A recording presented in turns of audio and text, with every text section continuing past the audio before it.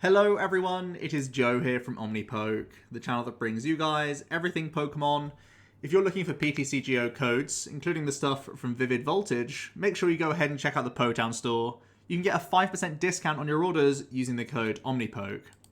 For today's video, we're going to be going over the fun rogue archetype from Vivid Voltage. It's going to be Cramorant. Let's get straight into it with the basic concept that Cramorant has decent damage output behind it. It's just a 1 energy attachment as long as you have access to twin energy. And yeah, you're in that range of 240 as your maximum damage output if you discard 4 Arrowkudas from your bench with that 60 times multiplier, which means, 120 into a 180 is pretty good. 120 into 240 is great for 3 prize Pokemon.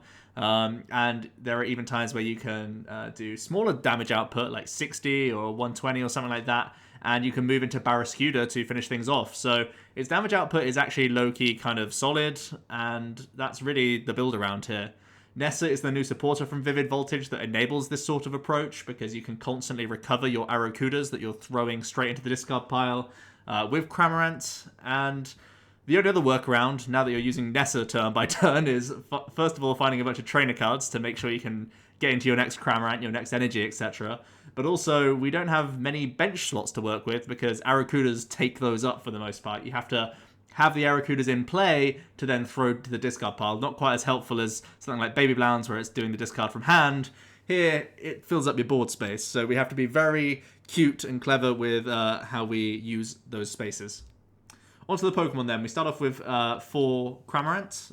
The Cram has 110 hit points as a basic. Everything in the deck has a 1 retreat cost, which is nice because we are playing Utah boards in here, and sometimes attach retreating into early Jirachi is never a bad thing.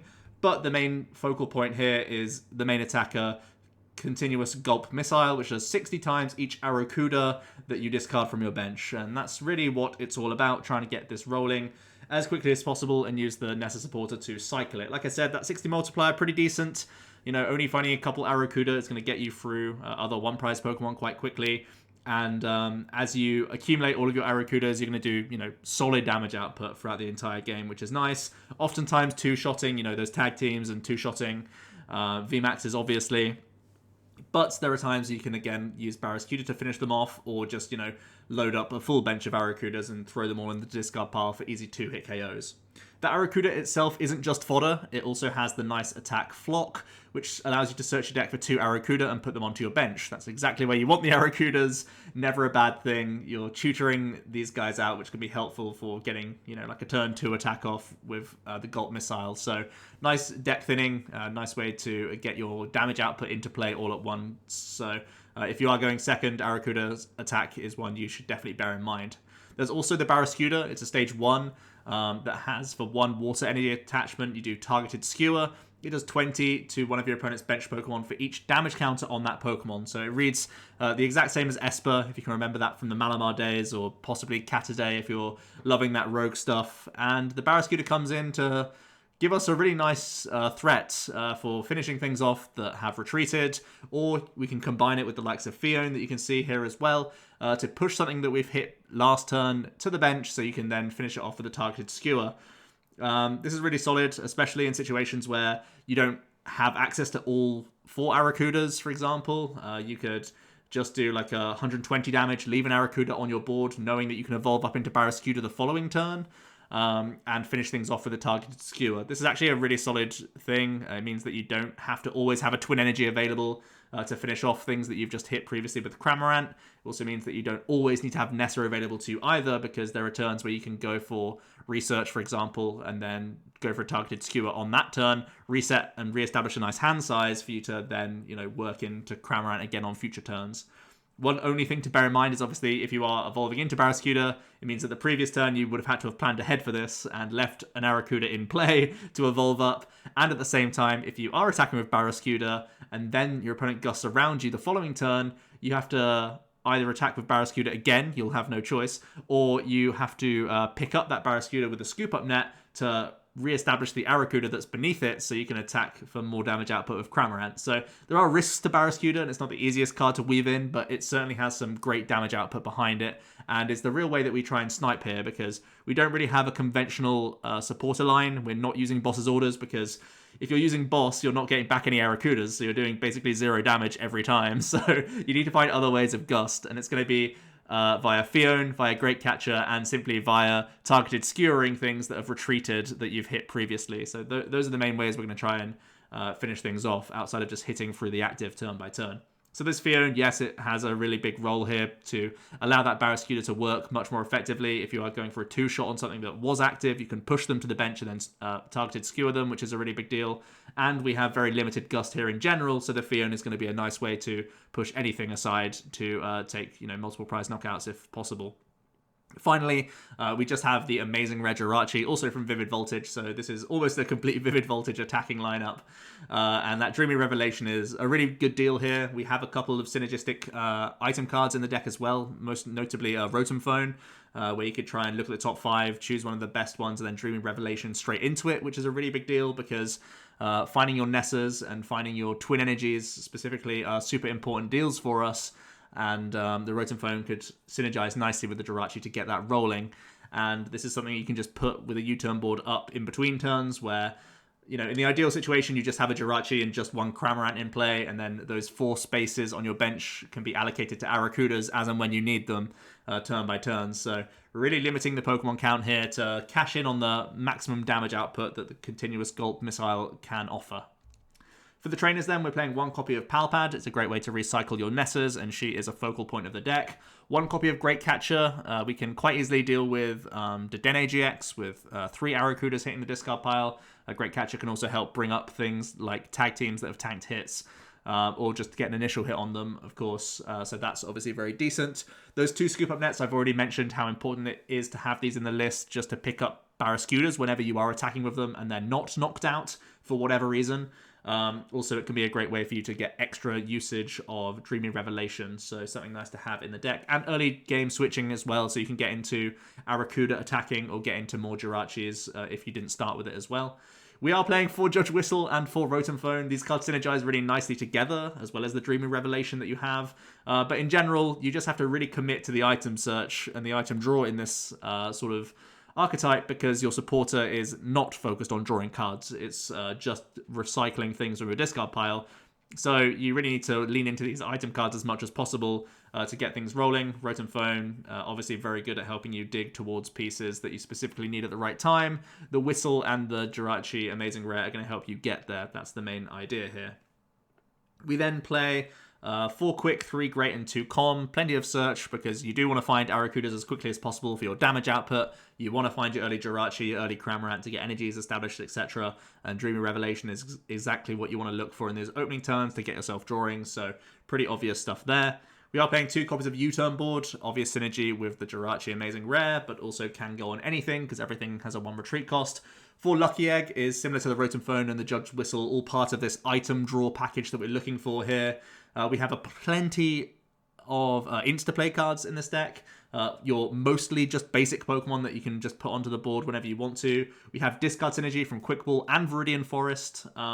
So we should have great ways of lowering our hand size and making sure we don't have much clutter going on in there at all. Because we naturally have a fairly low Pokemon count and a fairly low energy count. That hopefully, fingers crossed, Lucky Egg is getting a lot of value whenever your Cramorants are knocked out. And obviously this is a big deal, because when Crams are knocked out, it's down to you to find your next Nessa and also find your next Cramorant sometimes, as well as the Twin Energy itself. The biggest piece of the puzzle is Twin Energy most of the time.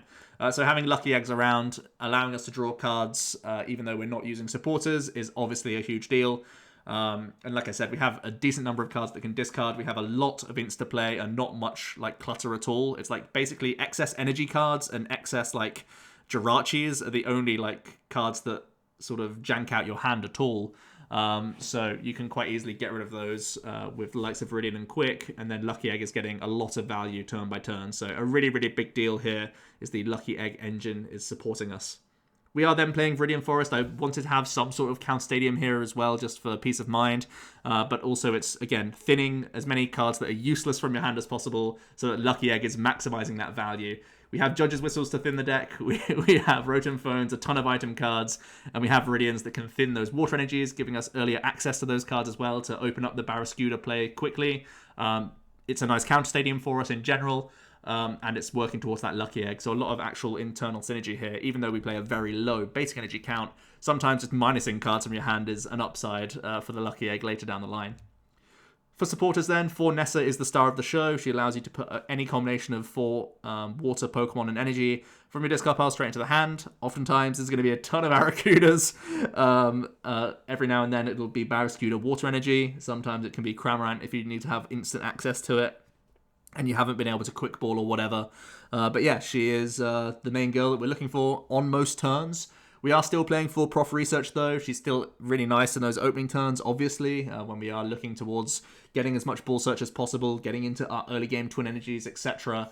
Research is still going to be pivotal for that, as well as on turns where, for example, we are able to use things like Barraskewda and don't have to Nessa. You can cash in on a research, hopefully re-establish a big hand size for you to work off of then. With your follow-up item cards and lucky eggs, etc. So research still an important cog in the deck for sure. For energy then, we are playing the full 4 count of Twin. It's integral, it's our main attacking threat. We are also playing 3 capture energy. Like I said, fill the board is important. It can be a way to retreat out of anything you started with that isn't a Jirachi Amazing Rare. And in general, it can get you just more Arrowkudas and Crams in play, which is obviously a big deal. And we are playing those water energies that are recyclable through Nessa, so you only need a couple copies. You have early access to them via Viridian as well. So hopefully that Barraskewda option is online for a lot of the game. For the full list then, you can take a look. It is a very strange engine compared to most decks in the format, but that's the way you have to play a deck like this, unfortunately. For the tech options then, gusting is a big concern, I would say. Playing only one Phione and only one Great Catcher can be very greedy at times, especially if Mew becomes a popular card thanks to all the spreading archetypes with the new telescopic sight coming out. If they limit your option to use Barraskewda altogether, it can sometimes feel quite lackluster. I would sooner put Pokemon catchers in the list than boss. It makes no sense to play boss's orders in the deck unless you're playing something like Surge.